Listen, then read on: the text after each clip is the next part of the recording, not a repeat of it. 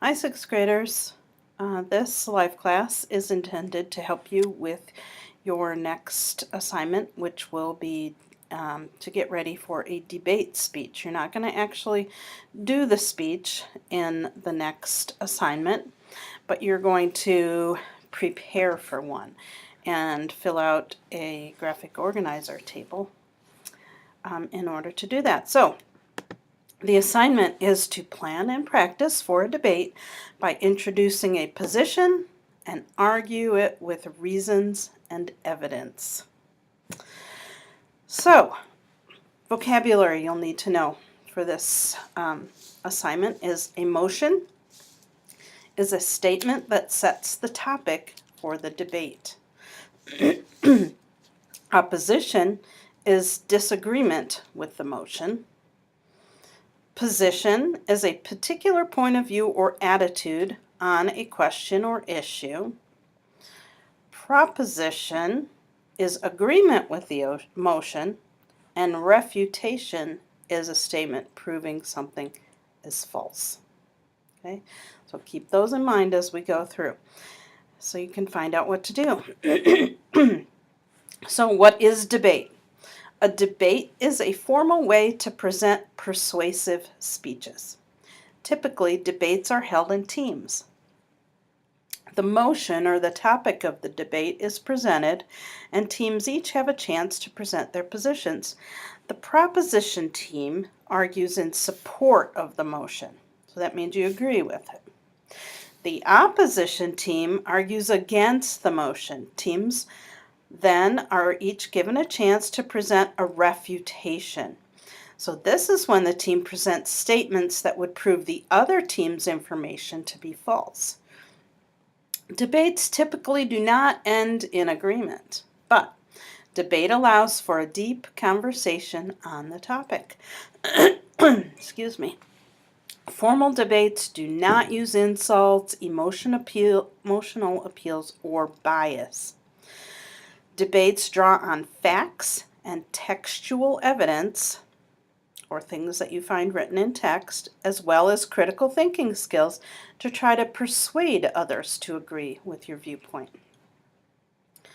And next slide is a debate chart. Okay, so in the next lesson, you're going to be able to see this chart. Now, I have the two sections of your chart side by side here, but see, the gray box will be below the write your position on your debate chart. I just couldn't fit it all like that. So first, you will write your motion, okay, or what the topic is going to be about this debate. Then you're going to select your debate team.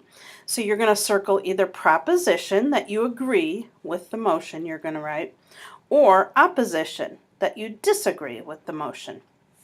You can choose either one. And then you're going to write your position on the motion.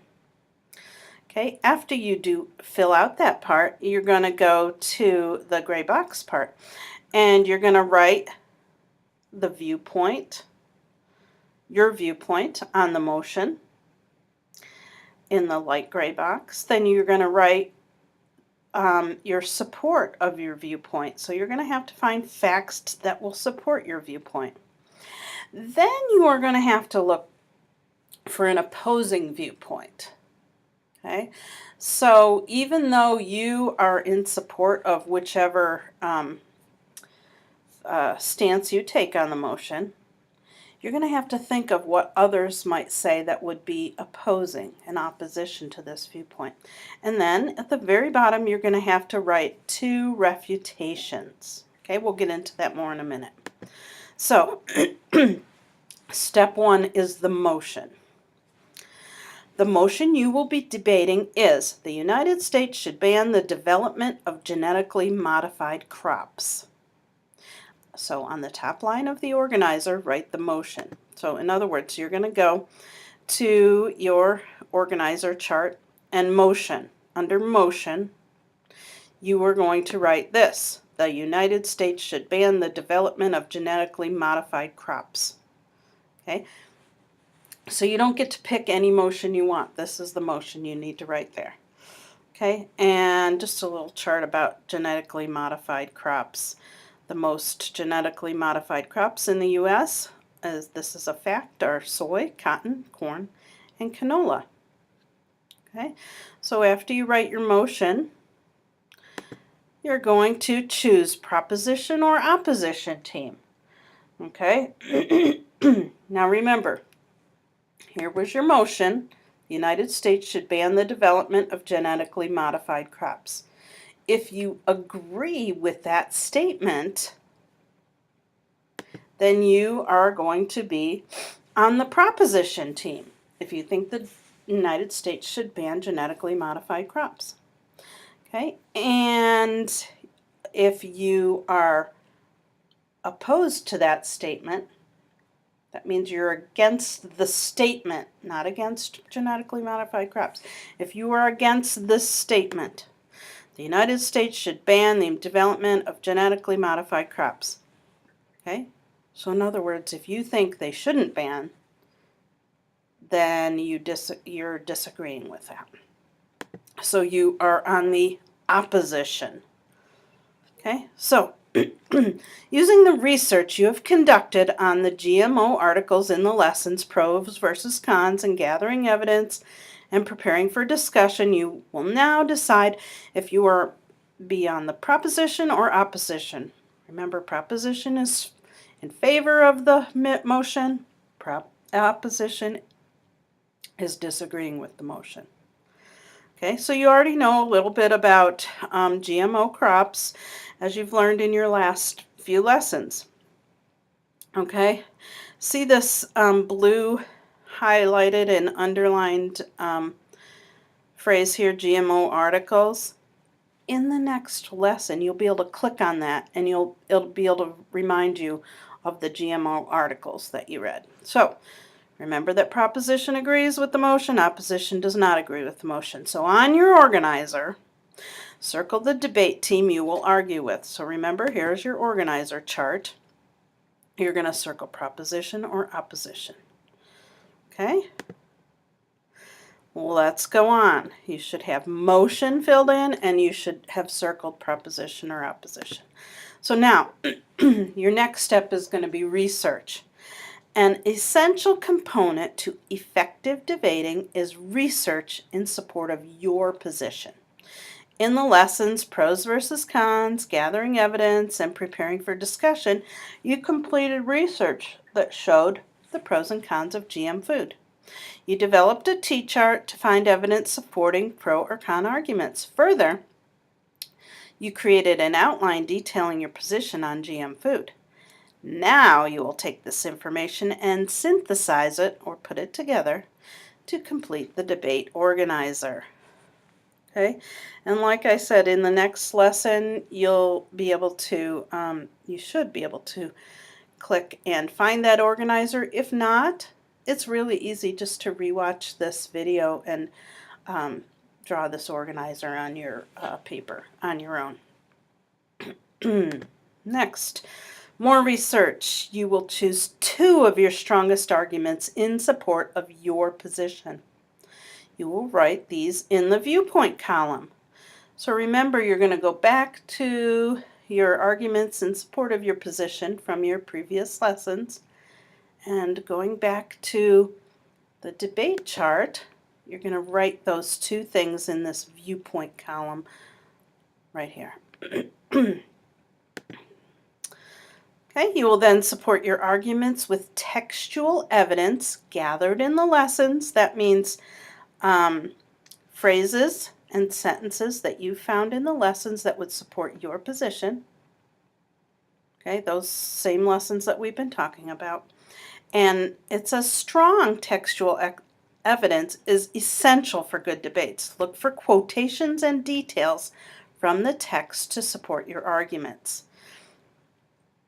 You may want to look for statistics to support your argument also. And a note on statistics. Statistics are numbers that are used to represent data. Scientists, researchers, and even media companies conduct polls and studies to gather data from a small group to determine conclusions that can be made for a large group. For example, research has shown Americans eat over 50 billion burgers a year, which comes out to every person eating 3 burgers every single week.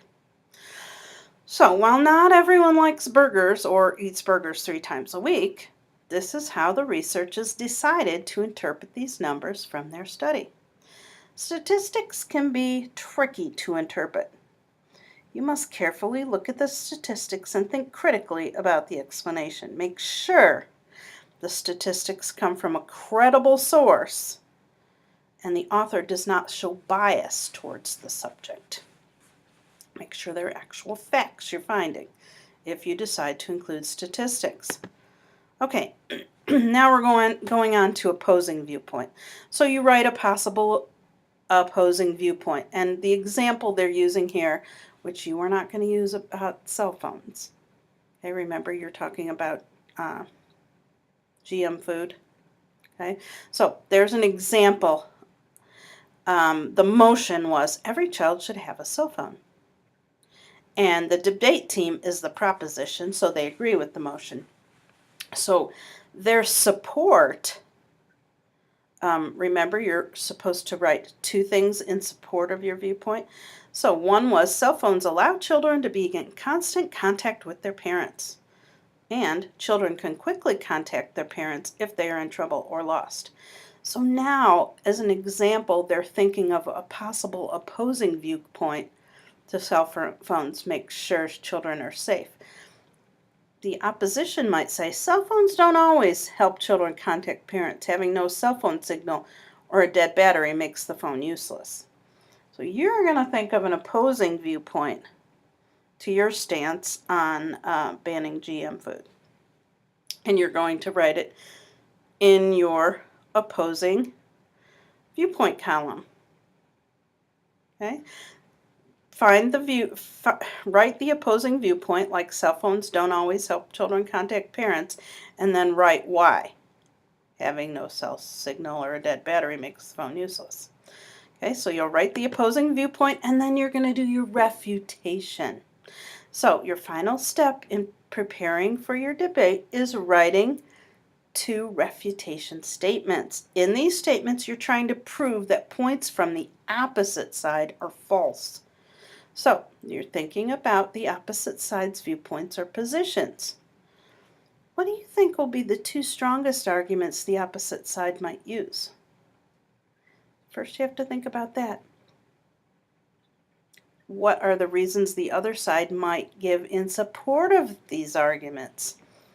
So some questions you might consider when writing your refutations. Are any of the sources the other side is using is biased? Do the statistics come from a credible source? Are the sources the other side is using credible? Is the other side using a fallacy in its argument?